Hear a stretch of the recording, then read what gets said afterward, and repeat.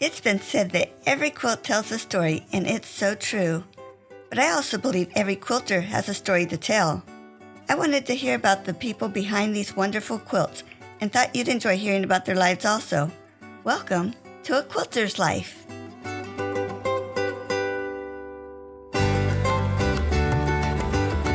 Growing up in a military family, Kasey Egelus was always ready for the next adventure. I love how brave she was to walk into a new quilt guild to find home. And I'm so thankful that she's also a member of A Quilter's Life Facebook group.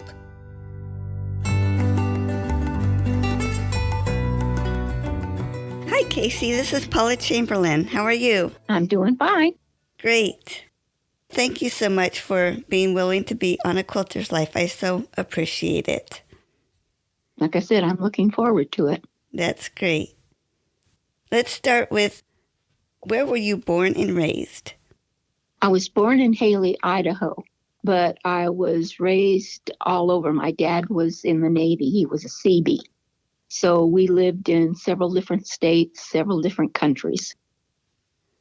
Oh, well, not just around the United States, but all around the world. We were in Japan twice, and I started school there, and then I graduated from there. Oh, cool. Uh-huh. And then we were in Alaska when it became a state. Oh, wow. I lived on an island out in the Aleutian chain called Adak. Oh, neat. Was there a big celebration? No, because the island was small. The whole island was the Navy base. Oh, okay. And if they did have celebrations, I don't remember because I was in grade school at the time. Yeah. Do you have a special childhood memory that stands out? Oh, wow. I have a lot of them. Let's see. As a youngster, I think my favorite memory was, again, when we were in Japan, and we took this trip and we took our maid with us. We went all over the main island to all these different areas like Osaka, and we didn't live in Tokyo, but we'd go up to Tokyo. So we got to see a lot of the shrines and different things. And so I always remember that. How cool. Mm-hmm. Is there some other memories you want to share with me? In high school, my graduation, that was pretty good. There was a fella that had been in my first grade class, and he was in my graduating class. And then our teacher was still teaching. She was teaching down in Okinawa, and she and my mother had kept up correspondence. And so she came up for our graduation.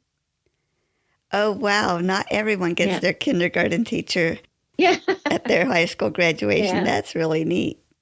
And I thought it was neat that the fellow was there for the simple reason that being in a military brat, you don't necessarily stay close to the different kids. It's not like when you live in one town and grow up and go to one school. It's not like that at all. Mm-hmm. So, I mean, I enjoyed it.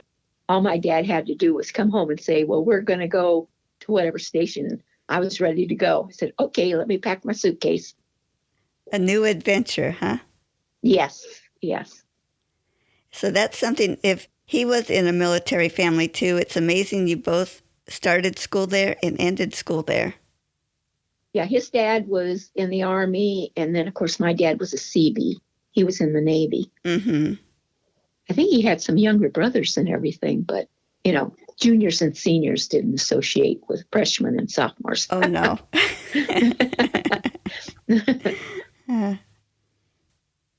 So what did you do after high school? Well, I graduated in May, and then we weren't ready to leave to come back to the States until February. So there wasn't really time enough to do much. I was able to take classes through the University of Maryland, and the classes were held at the high school at night. And so I took several classes there, and it was kind of fun because I had the parents of the kids I went to school with were in the classes. Huh. So that was unique, I thought. And I took special services had all kinds of classes and stuff. So I learned how to make a Japanese doll, and I did flower arranging. So I took things like that. So it was kind of fun. I didn't have to get up and go to school in the morning. Yeah. Wow. And that was nice. So then when we came back to the States, I had another semester that I had to wait because we didn't get to the new station in time. So I got a little job at the exchange, and I worked for them until the following fall when I went to, at that time it was called the University of Nevada, Las Vegas. Now I think I've forgotten what they call it now. Something different. They keep changing those names, don't they? Uh-huh, uh-huh. I'm curious. You said it wasn't the commissary, but it was the exchange. Can you explain what the exchange was to me? Okay, the exchange was kind of like sort of a Walmart. It didn't have the food. The commissary had the food, but the exchange had clothing, it had dishes, it had records, items like that. Okay. Home items. Mm-hmm. Okay.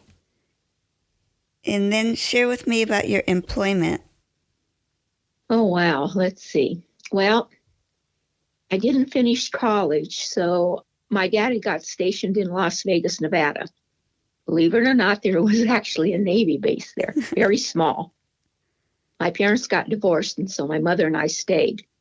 So I went to secretarial school, graduated from that, and trying to get a job there, this was back in the late 60s to early 70s, and it was kind of a who you know, what you look like, and how much money you've got. Mm-hmm. And I didn't know any three, so I finally went into the casinos. I had avoided that because I didn't want to learn how to gamble. So I went in and I became a casino cashier, which is a big cashier that when you've played the tables and that, you take your winnings and cash them in for cash. Okay. So I did that for 10 years. And then I got an opportunity to come out to California to work for an aerospace company. And I came out and I worked for them for about 18 months and got laid off and thought, well, I could have stayed in Vegas for that. But a friend of a friend talked to me and everything. And I ended up working for the Los Angeles County Probation Department for 27 and a half years. Wow. So that sounds like a tough job. Well, I wasn't a deputy. I was a supervising typist clerk. But it was really interesting because the last position I had, we dealt with new cases, the drug cases and light cases, not the heavy cases. And people would come in and we'd do up a packet and give it to the deputy probation officer. He would interview the person and set up a restitution. And then, they'd go, and then we took and got the paperwork all together and got the file sent off to where it needed to go. And it was interesting in that I had access to several different computer programs. Some of them were probation, some were the county systems, and then a couple of state systems. And so looking up information on these people to see if they had aliases, if they had cases in other states, that type of thing. Wow. There's always a lot of detail to jobs that we don't always think of. But you got to do a lot of the background work to help, huh? Yes, I enjoyed that. The first 10 years I was there, I worked on the juvenile side. The juvenile and the adult sides were separated. And I worked for a unit called the camp's headquarters.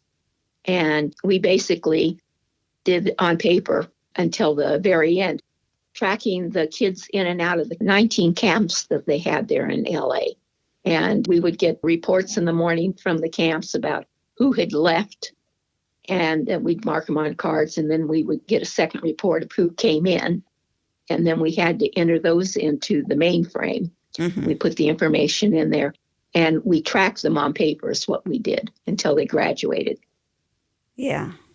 And it was neat because I got to go all over the county and got to go to all the different camps and everything.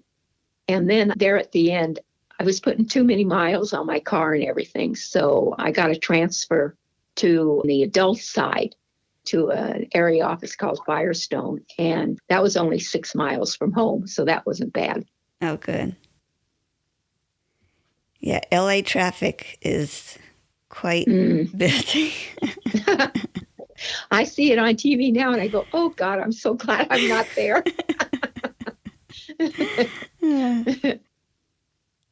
Where are you living now, and how did you get there from where you were born and raised? The only time I was in Idaho was when I was born there. We left when I was 3 because my dad was called back into the Navy for the Korean War, and he stayed in. I was living in Southern California, and it was getting so expensive to live there. So I decided I'd better leave while I could. And I had finally met my stepbrother and his family. They lived in Spokane, Washington. And I had always liked the Northwest. And so I thought, well, I'll check it out. So I did. And I thought, okay, I can live here. So when I retired, I moved up to Spokane, and I've been here ever since. Oh, that was a big move. It was. I kept telling everybody, oh, it's a new adventure. It's a new adventure. It's like, yeah, that might have worked when I was younger. I don't know if it was that big of an adventure anymore, because it seems like I came up here and I broke my femur. I had my right hip replaced. I had my left knee replaced. And I've only got my left hip left because I had the right knee done down in California. And it's like, holy moly, every time I turn around, I was going to surgery. Oh, no, I don't think that's the adventure you were looking for. No, it wasn't. In fact, there's a rehab place here in town called Royal Park. And they used to joke with me every time I'd come in there, they said they're going to put a plaque up on my room. Wow. Besides quilting, are there other crafts you do or have done over the years? Oh, wow. Let's see. I got my teaching certificate in hobby ceramics, but I haven't really done anything with that in a long time because that's kind of, except for pockets, that's kind of fallen out of favor. You don't see. And then again, everything is so expensive anymore. I do counter cross stitch. There's quilting. I've done Brazil work, regular embroidery, crewel work. I do a little oil painting, acrylic painting. Everything interests me.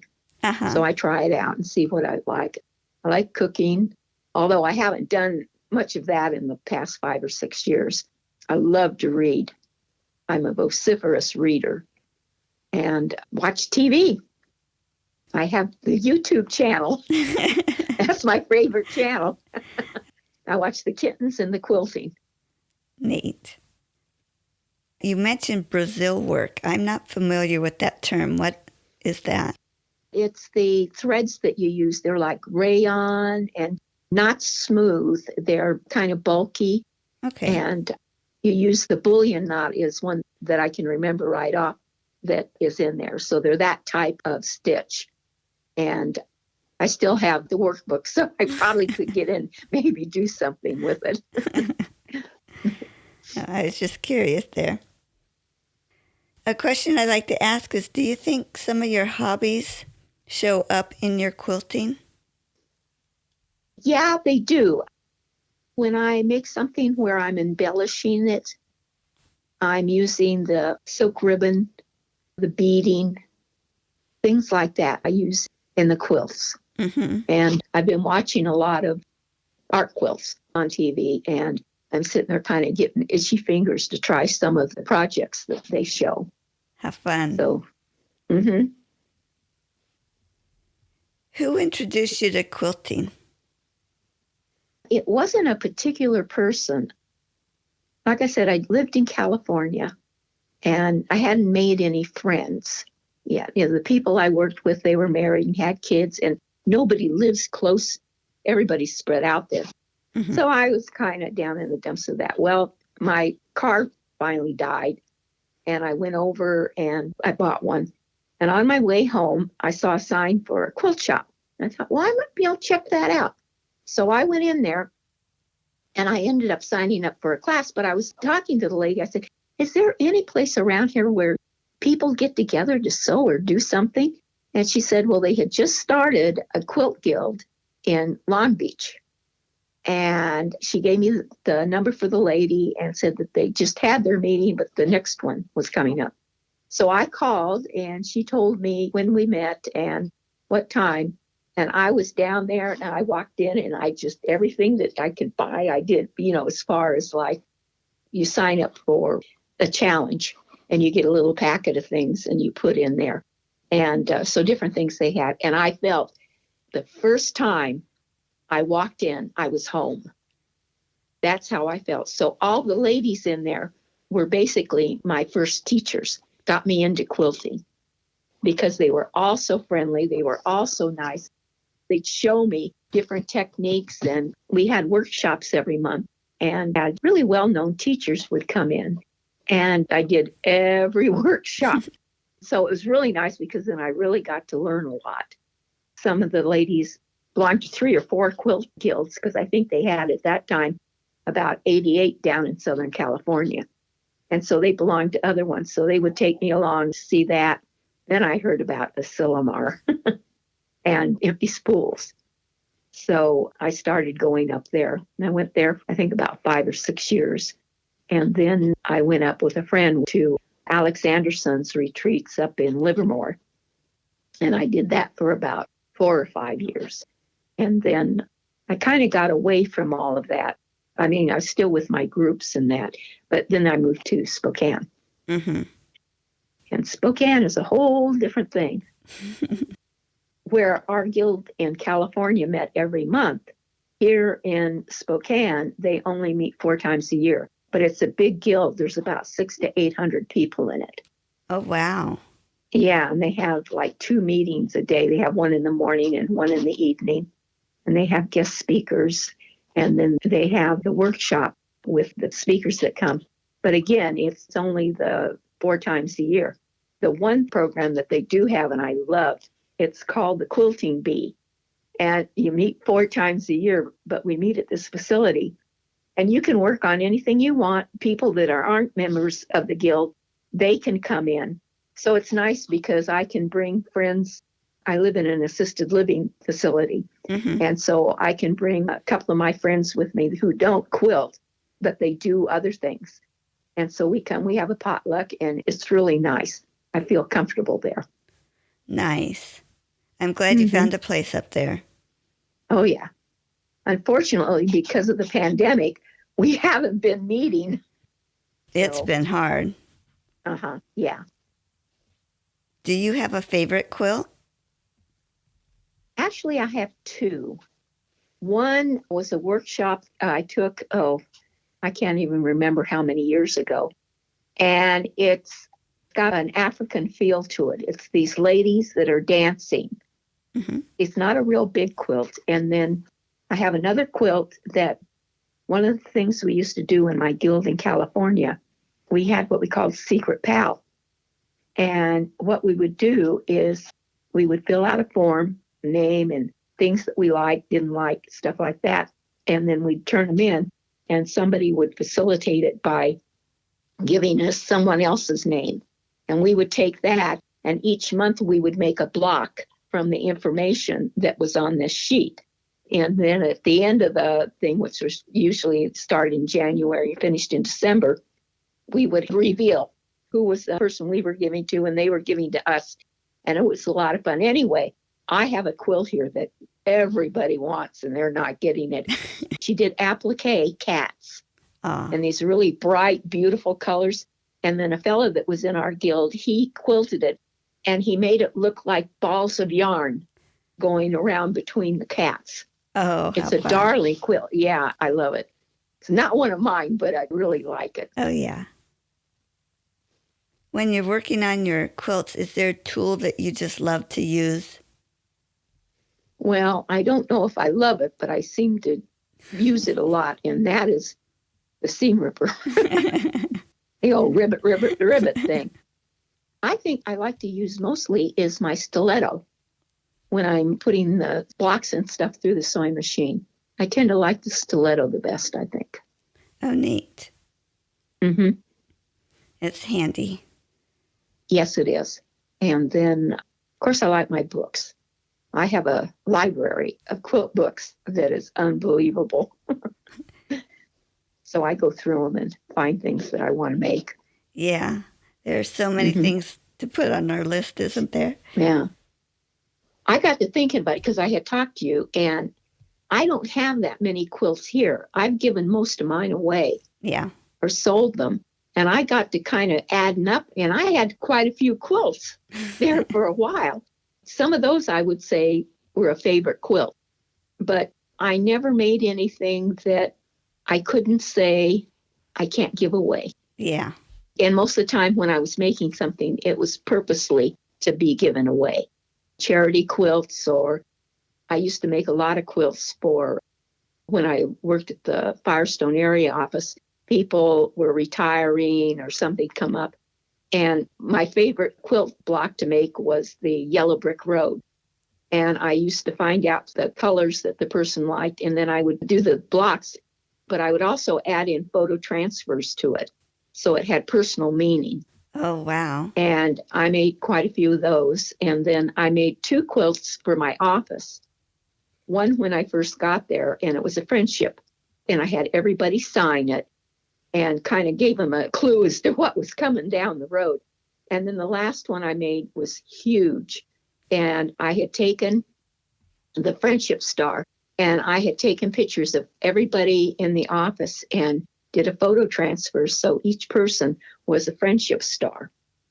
The lady that quilted it for me, she says, I almost couldn't get it on my machine because it was so big. Oh, wow. Where did that quilt end up? It's still in the hallway at Firestone. Both of them are. Wow. Mm-hmm. That's great. In fact, I have one that they are going to hang tomorrow in the, we call it the fireside room. It's the main assembly room here. And I was president for 2 years in my guild, and I got a quilt every year. The first quilt I got, I put that on my bed in the summertime. And then the second quilt was so large, I was going to hang it on my wall, but the wall wasn't tall enough. It was about a foot short. So I said, well, this is supposed to be my home. So went through several directors in that. Well, tomorrow they're going to hang my quilt. And the ladies in the guild, they all made blocks of cats because I am a confirmed cat lover. And so they made blocks with cats in it. So it's going to hang there and everybody can see my cats. Oh, nice. Mm-hmm. I'm looking forward to that. I saw on your Facebook page that you are a cat person. Do you have a cat there with you? No, I used to. I had 2. Among the other things that I had done, I fell and fractured my femur. And I was away from my apartment for about 8 weeks because of rehab and that. So my one cat walked out and I never could find her. I tried. And then the other cat was really sick, so I had her put to sleep. Oh, I still miss him. Yeah. Sometimes when I'm in bed reading, it almost feels like I feel him jump up on the bed. It's like, oh. So I sure would like to have another one. Yeah. Where I live now, they want $1,000 for a pet deposit. Oh, wow. So that's why I watch the kitten channel on YouTube all the time. Once things get going again and everything, I'm going to try to volunteer. We have the regular animal place, but then we have one called Spoke Animal. And they also take the animals in. And then they have a program every Tuesday on this one TV channel. They show animals up for adoption. Mm-hmm. And they show them and tell about them, and then where you can go and see them if you'd like to adopt them. Yeah. So I'd like to work for them. Okay. I'm back to quilting for a little bit. Do you like each step of the quilting process, or is there 1 or 2 steps you like more than the others? I like each step. I was very fortunate that I was able to take 2 classes from Sally Collins. And she believes in the process instead of, getting through it and getting it done and everything. Mm-hmm. And so that slowed me down and made me think and appreciate each step that you take in doing the quilting. The steps I least like, I'm really not fond of the cutting. I have a tendency to sweat to death. I don't know what it is about it. And then that's about it. Up until I moved here, I didn't quilt my own quilts. I always sent them out. So now I'm in the process of learning how to machine quilt. Well, I've done hand quilting, but not on big pieces. Uh-huh. So I've done that. But actually, the thing I like the best is doing the binding, sewing the binding down. Huh, do you know why? Have no idea. I think it's calming. I can sit here and just work on it. There's no rush on it. And I just really enjoy it. And sometimes what I do when I'm quilting, I have the Harry Potter series on audio. Uh-huh. And I'll put that on and listen to that. But when I'm doing the binding, I'll put my stereo on and listen to music. Yeah. Now tell me about your worst quilting experience. The one I remember the most, I was making a quilt for my best friend's husband, and he's into Route 66. And they had fabric with Route 66 on it. And I was at this, it wasn't a retreat, but it was a group of us that got together to quilt at this shop. And I decided to make him a quilt with this fabric and everything. And that was the quilt from hell. I couldn't read the directions right. I kept sewing stuff wrong and had to redo it. I was so glad when I finally got that thing finished. That was about the worst experience I had that I can think of right away. Yeah. There's been others. Our guild used to go down to Temecula to a nunnery for a retreat. And I remember I went down one time, I had all my sewing stuff, and I got down there and I forgot to put my underclothes in. Oh, no. So I had to rinse stuff out that night. And that was kind of harrowing. And it's like, oh my God, I don't believe I did this. So, but those are really the only worst things I can think of. Yeah. I'm curious why you make quilts. Why do you think you spend your time making quilts rather than doing something else with that time? Well, I think it's because it became I don't know if I'd call it an obsession, a passion with me. I needed it at the time. I could focus all of my energies and my thinkings and everything on it. And I just became fascinated with it. And like I said, I made all these friends and I had places to go and people to see. And I'm kind of a social butterfly, as they used to say. And so it filled a need in me. And then I like helping people. So making the quilts for charity, I enjoyed doing that because except for my mother, my family, they didn't want quilts. So it's like, okay, well, I'll go ahead and do it for other people. Mm-hmm. And so that's mainly what I do. I think you just answered the next question, too. Oh. So that's who you make them for, is for charity and others. Yeah. And then, like I said, when I was down in California, it's somebody, I need to quit. Oh, okay, I'll make it, But up here, it's a little bit different. I make the quilts for people. In fact, I had the quilt already made. It was a workshop that I took down in California. But 2 of the residents here got married. And so I thought, what can I do for a gift, because it's like they got 2 households kind of. Oh, yeah. So I had a quilt. And so I gave them a quilt for a wedding present. Nice. Mm-hmm. And that wasn't a his or a hers. It was theirs. That's really cool. It was theirs. Right. And then there's not that many people here in my facility that do sewing or have sewing machines and that. So we've gotten some new people in that are interested in quilting. And I'd like to get a group together and make quilts for Quilts of Valor. Oh, that would be neat. Mm-hmm. Mm-hmm. I just looked down at my list. It's, what are you working on right now? And I'm thinking, did she just answer that again? But well, kind of, sort of.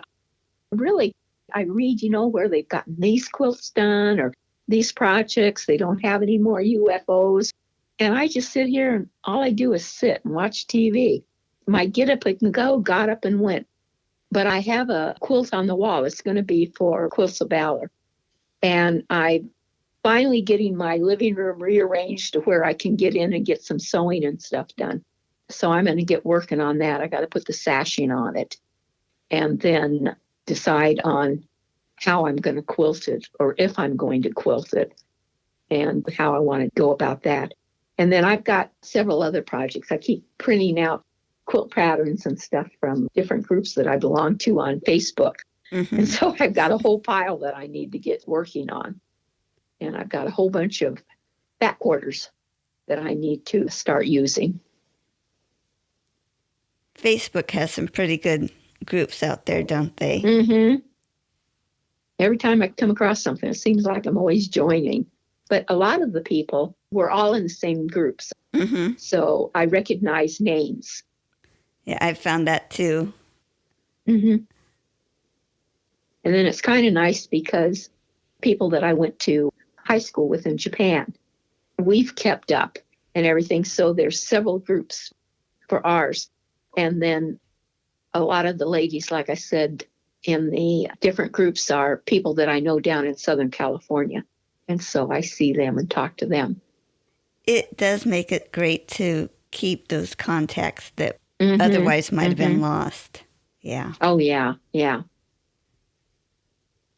Can you share a quilting tip with me? The one that I think is the most important to me is to read the instructions through the first time. And then before you really get started, read them a second time. Because I find that I get in a hurry and I think I know what to do. And that's when I'll make a mistake. So to me, that's the most important thing, is reading those instructions. Yeah. And that mistake becomes one of our worst quilting experiences, doesn't it? Yes. That's where the unsewing comes in. Yeah. That's a great tip. Thanks. Mm-hmm. Kasey, is there anything else you wanted to share with me? I just wish that things were a little bit friendlier here in Spokane. One of the problems is just about the time I broke my femur, my neighbor also wrecked my car. Oh, no. So I don't have a car. And I haven't really missed it because they do have this system here in Spokane. It's called paratransit. And you call and make a reservation, and they come and pick you up. It costs $2 one way. And so I do my doctor's appointments, or in the case of the Quilt Guild, when I go up to the quilting bee, I'd go up there, stay the day, and then come back. Or if I wanted to go shop, I love Walmart and Joann's, 2 places I've been going lately. So I do that. But you don't get to meet people to do things with there. Yeah. And the thing, too, is even though I've been here, 7 years now, I'm a newbie. Most of the people here, they grew up here. Yeah. And they, lived here and that. And it's a lot different when you've got your friends from grade school and high school than someone new comes in. So It takes a little while to get acclimated and everything. Yeah. But I think that's what's so good about the guilds. They really help. There's some good ones out there. Mm-hmm. Well, I can't tell you how much I appreciate you being willing to let me interview you. Oh, I've enjoyed myself. I'd talk all night long if you'd let me. You take care. You too. Thanks. Bye-bye. Okay. Bye.